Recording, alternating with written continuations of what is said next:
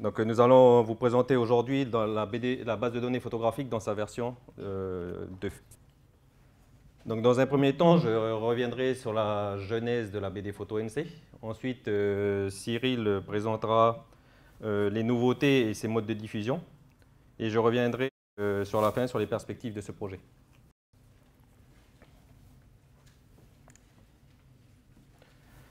Alors, concernant la genèse de la BD photo, nous constatons que le premier fichier numérique est apparu en 1999, avec un passage au format SIG en 2000. Avant cela, la gestion de la photothèque du bureau se faisait entièrement analogique, de façon analogique, c'est-à-dire qu'on avait des plans papier et des photos dans une armoire. En 2006, nous avons commencé la dématérialisation des photographies aériennes. À l'heure actuelle, nous avons à peu près 54 000 photos dématérialisées en basse définition sur nos disques durs. Entre 2009 et 2012, le Bureau de la cartographie a réalisé plusieurs demandes auprès de la DTSI afin d'ouvrir l'ensemble de ces photos au grand public via des applications ou un applicatif. Cette demande a été prise en compte en 2013 avec l'apparition de l'application web permettant de télécharger les photographies aériennes dans leur format raster. Il y a un bug. Normalement, ici, vous devrez avoir la nouvelle, la vision de l'explorateur Carto qui devait apparaître. Excusez-moi. Après, mettre la version peut-être comme ça, tu seras plus à l'aise. Excusez-nous. On va remettre là. C'est celle qui est sur la clé. Hein. Ouais, la clé, elle n'est pas là. C'est celle qui est là? Non, elle est là-bas. Non, mais c'est pas grave, c'est pas grave. Désolée. On va continuer. Donc, en fait, vous connaissez tous la plateforme de téléchargement. Hein. Donc, en fait, c'était la vision de la plateforme de téléchargement. C'était pour vous rappeler à peu près étayer ce que je voulais montrer. Donc, en gros, depuis l'apparition de cette plateforme de téléchargement, vous pouvez constater qu'environ 2500 photos sont téléchargées annuellement. Donc, ce qui n'est pas anodin. Donc, en 2017, suite à la révision de son arrêté des tarifs, le service topographique décide d'ouvrir une partie de ces données, et plus particulièrement une partie de ces bases de données. La BD photo en fait partie, et donc sa mise en ligne a été effective en 2017, et on peut constater que depuis sa mise en ligne, 42 téléchargements ont été effectués. Ensuite, en 2018, après la mise en place du nouvel arrêté des tarifs et les projets engagés par le bureau au niveau orthophotographique, une réflexion de la BD photo est lancée, et je laisse Cyril qui vous présentera cette partie.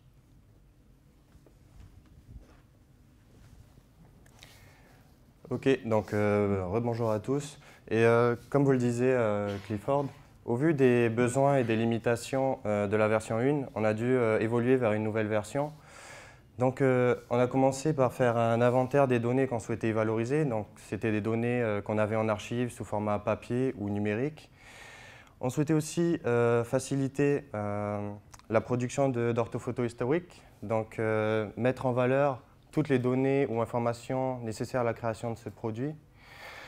Il s'agissait aussi d'améliorer la gestion de nos données, donc rendre la base plus performante pour nous d'utilisation, plus efficace, plus rapide. Et enfin, il s'agissait surtout de faciliter le partage et la diffusion ou toute autre utilisation de cette donnée. Donc on a d'une part modernisé la structure de notre base de données et d'autre part on l'a enrichie autant d'un point de vue quantitatif au niveau de la donnée qu'autant au niveau de la précision. Donc comment le projet s'est déroulé? On a commencé par rédiger les spécifications de contenu de notre base de données. Donc c'est un document qui va vraiment servir de lexique à la base de données, puisque dans une première partie, il va donner toutes les informations générales relatives à la base de données, donc ses objectifs, ses origines, son contexte. Et dans une deuxième partie, qui est plus technique, ce document va faire l'inventaire de toutes les classes d'entités qu'on va trouver au sein de la base. Donc, ces classes d'entités, elles vont être décrites sous forme de fiches. Et ces fiches vont définir tous les objets de chaque classe d'entité. Elles vont lister les attributs relatifs à ces classes d'entités, pardon. Et elles vont donner aussi des valeurs possibles en tant qu'exemple pour tous ces attributs. Donc c'est un document qui est dynamique. Il va évoluer en fonction des besoins, des discussions et des points qu'on a besoin d'améliorer. Et jusqu'à une version qui va être stabilisée. Ensuite, on procède à la rédaction des modèles de données et de domaines. Donc, c'est ni plus ni moins la retranscription de ces spécifications de contenu, mais sous un autre format. Là, c'est un format Excel. Et ces documents-là, ils vont nous permettre vraiment d'automatiser la création en fait, de la base de données via Python. Pour ceux qui ne le savent pas, un domaine, c'est quelque chose qui va nous permettre de restreindre un attribut à une certaine liste de valeurs. Donc là, c'est ce que vous voyez, la petite liste en dessous. Pour l'attribut qui est le propriétaire, pardon, on va avoir une liste de valeurs possibles qui est définie dans la liste en dessous et on ne pourra mettre aucune autre valeur. Donc ça va vraiment nous permettre d'éviter toute erreur au moment de l'intégration de nos données. Alors on passe certes d'une V1 à une V2 pour cette base de données, mais il y a des choses qui ne changent pas par rapport à son origine. Donc on est toujours avec un système de géodatabase. On travaille toujours avec le même système de coordonnées qui est du RGNC 91-93. Les mises à jour sont toujours en fonction des arrivées des chantiers cartographiques au niveau du bureau. Et également, les métadonnées qui sont inscrites sur les clichés que vous pouvez télécharger sur le GeoRep sont toujours inscrites de la même façon, c'est-à-dire via l'utilitaire CRI.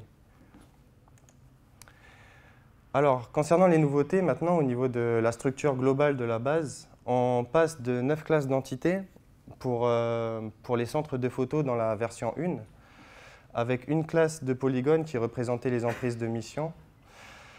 Et à ce moment-là, on n'avait aucun lien entre ces classes d'entités. Pour la V2, maintenant, on va avoir une seule classe d'entités qui va être représentative des centres de photos, avec deux classes de polygones, donc la classe représentant les emprises de mission qu'on avait déjà en version 1, plus une nouvelle classe qui va être les emprises de photos, donc des emprises individuelles à la photo. Ensuite, on aura une nouvelle classe qui est une classe linéaire pour les runs et 3 classes de relations.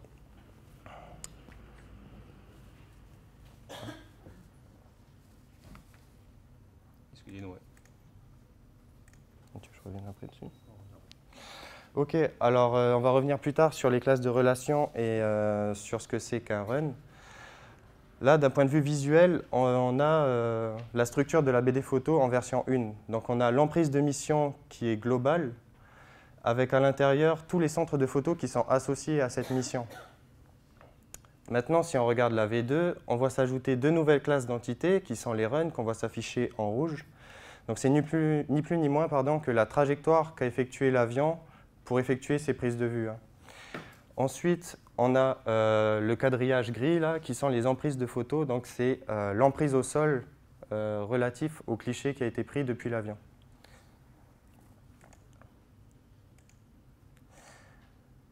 Ok, donc pourquoi on a travaillé avec des classes de relations? Bien parce que ces classes, elles vont lier nos classes d'entités entre elles et ce lien en fait, va nous permettre de nous affranchir en fait, des relations spatiales. Et en effet, comme vous le voyez au centre, si on fait une commande identifiée sur une entité, là on a choisi une emprise de mission, si on l'identifie, on va pouvoir dérouler des informations qui sont relatives à l'emprise de mission et ensuite toutes les informations de chaque centre de photo associé à cette mission. Et on peut encore descendre d'un étage en déroulant les informations de ce centre de photo en affichant toutes les informations des emprises de photos et des runs associés à ce centre de photo.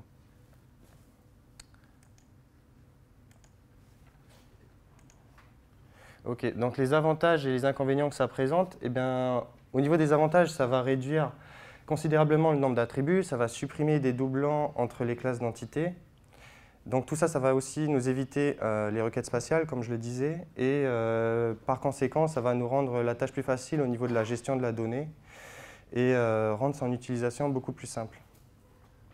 Au niveau des inconvénients, et là ça s'adresse uniquement aux gestionnaires, pas aux utilisateurs, ça va nous rendre l'intégration un peu plus complexe puisqu'il faudra être un peu plus méticuleux.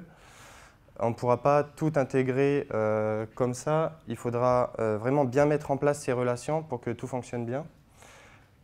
Au niveau de l'export, ça va être un peu plus délicat aussi puisque quand on va travailler sur quelque chose d'autre que de la géodatabase, on va perdre les relations. Donc par exemple avec du shape.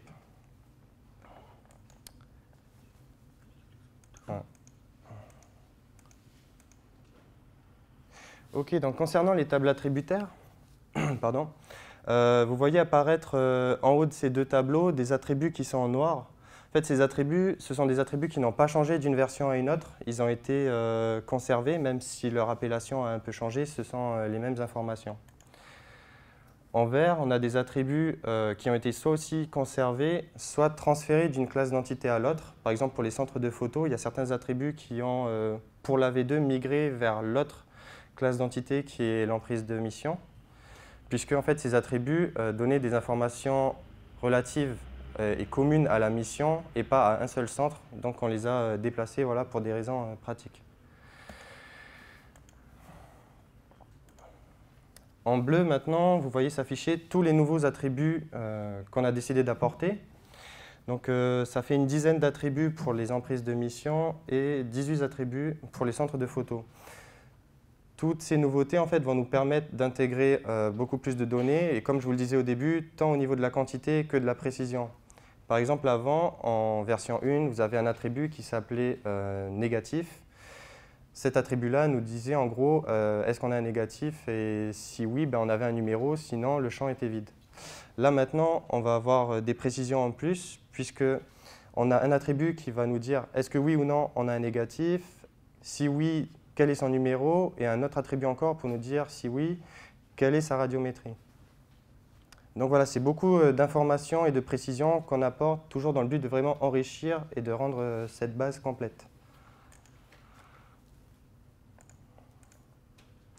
On va maintenant s'intéresser à un attribut en particulier, qui est l'attribut matricule.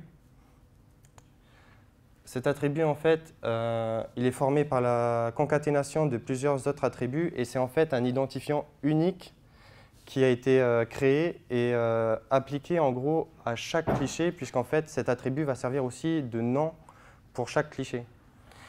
Donc c'est ce que vous voyez apparaître au centre de la diapo. On avait en version 1 des matricules qui correspondaient à, qui étaient par exemple 0, 11 ou 11. Maintenant, en version 2, avec cette concaténation d'attributs qu'on a choisi d'adopter, on va avoir toutes ces informations-là. Et de façon un peu plus lisible, on a ce 1976 là, qui va correspondre à l'année de la prise de vue. Ensuite, on aura la société qui a effectué les prises de vue, puis le numéro du chantier. Ensuite, l'échelle. Alors l'échelle, le 200, en fait, c'est le dénominateur de l'échelle qu'on a divisé par 100. Donc là, on était sur du 1/20 millième. On a pris le 20 000, on a divisé par 100 et c'est comme ça pour toutes les missions de notre base de données. Ensuite, on a la radiométrie, donc PX, P pour panchromatique, donc grosso modo c'est du noir et blanc. Ensuite, on a le numéro du run et le numéro du cliché. Alors ces petits x que vous voyez s'afficher, en fait, ce sont des caractères entre guillemets jokers qu'on a adoptés pour conserver une même longueur de cet attribut pour tous les clichés.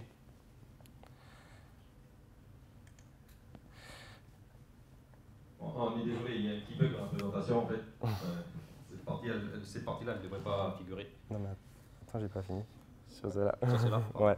Alors le matricule, comme je vous le disais, on garde une longueur uniforme et ça va nous permettre plusieurs choses. Par exemple, pour une zone d'étude qu'on a choisi de travailler dessus sur Nouméa, admettons, si on télécharge tous les clichés sur le GeoRep disponibles sur Nouméa, on va pouvoir, par rapport à la version 1, les intégrer toutes dans le même répertoire. Il n'y aura plus Windows qui va nous dire ben non, c'est pas possible parce que vous avez deux fois un cliché 011 parce qu'il y a deux missions. Juste pour vous rappeler, il y a le timing qu'il faut. Ok. Autre chose, le matricule, c'est un gros plus parce qu'on a sur le nom du cliché toutes les informations nécessaires tout de suite. Donc on aura l'année de la prise de vue, l'échelle, etc. Donc tout est apporté.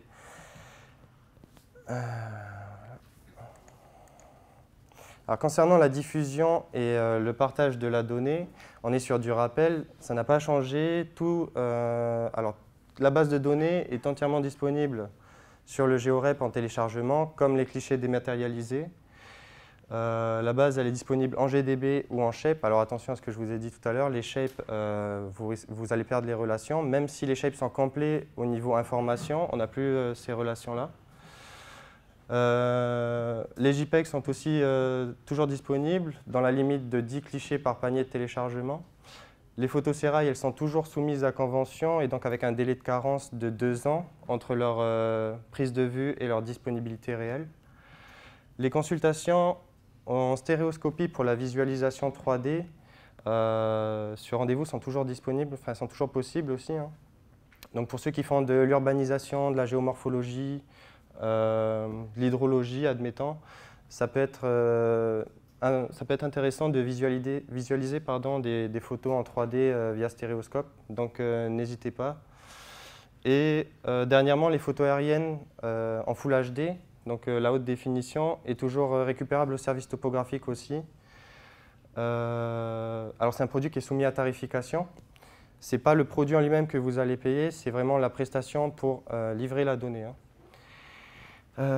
Dernière chose, l'année dernière, le service topographique a procédé à l'achat auprès de l'IGN de toutes les campagnes de photographie aérienne en HD sur la Nouvelle-Calédonie. Donc ça représente 18 000 clichés hein, en Full HD, allant de 1935 à 1985. Donc ça peut être ainsi aussi intéressant d'un point de vue historique pour ceux que ça peut intéresser. Voilà, n'hésitez pas. Je vais relaisser la parole à Clifford, qui va vous parler des perspectives de la base. Bon, du coup, je vais devoir accélérer un petit peu parce qu'on est un peu en retard. Alors, au niveau des perspectives de ce projet, en fait, c'est que déjà, la BD photo soit en ligne au premier trimestre 2019. On a aussi un grand challenge, c'est de l'enrichir le maximum possible parce qu'on a certaines emprises de mission, pas de mission, pardon, mais de photos au sol qu'il faut recalculer. Donc il faudra du temps pour le faire. Donc ça viendra au fur et à mesure enrichir la version 2. Ensuite, on a un souhait au sein du service, c'est de pouvoir récupérer l'ensemble des collections, qu'elles soient institutionnelles ou privées. Sachant que déjà, au niveau privé, on a déjà récupéré l'ensemble des missions IGN, Serail et US Navy par convention. Et on a déjà démarré des discussions avec la province Sud et la province Nord qu'il faudra finaliser dans l'avenir. Ensuite, vous allez me dire pourquoi on parle d'orthophotographie historique et quel est le lien avec cette base de données. C'est que les attributs qui ont été mis en place dans cette nouvelle version permettent en fait de récupérer tous les renseignements pouvant servir à la réalisation d'une orthophoto. Donc la D3T a déjà lancé un programme d'orthophotographie historique. Donc la première commande a été réalisée en 2017, qui couvre l'ensemble de la Nouvelle-Calédonie avec la mission IGN de 1976. Ce travail était l'orthorectification de 4648 clichés. Ensuite, dans une deuxième phase, on a lancé une commande qui permettait qui était beaucoup plus précise au 1/10 millième, de la même année par contre, aussi 76, mais qui était plus concentrée sur certains villages. Donc on peut voir, il y a 12 communes qui sont concernées pour environ 845 clichés qui ont été orthorectifiés. Donc ici, vous avez une vision globale de l'orthophoto 76 qui a été commandée.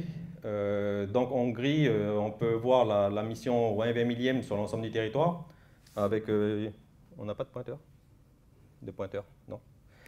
Alors en fait, en haut, vous voyez sur l'IFU, il y a un petit trou, donc il y a une petite zone dans cette mission qui n'a pas été survolée. Donc, mais en gros, vous avez 99,8% du territoire réalisé en orthophoto historique de 1976. Ensuite, les patchs bleus et mauves représentent les missions au 1/10 millième qui ont été aussi demandées en orthophoto. Donc en bleu, les photos en noir et blanc. Et à notre grande surprise, en 1976, des images couleurs. Donc sur Bélep, sur Poum et sur la partie sud de Nouméa. Ça y est, super. Donc ici, on vous a préparé une petite animation qui permet de voir l'intérêt d'une orthophoto historique. Donc je vous laisse imaginer les études que vous pourriez faire avec ces images. Donc là, on aura un time de à peu près 40 ans entre les deux orthophotos. Donc c'est une petite animation.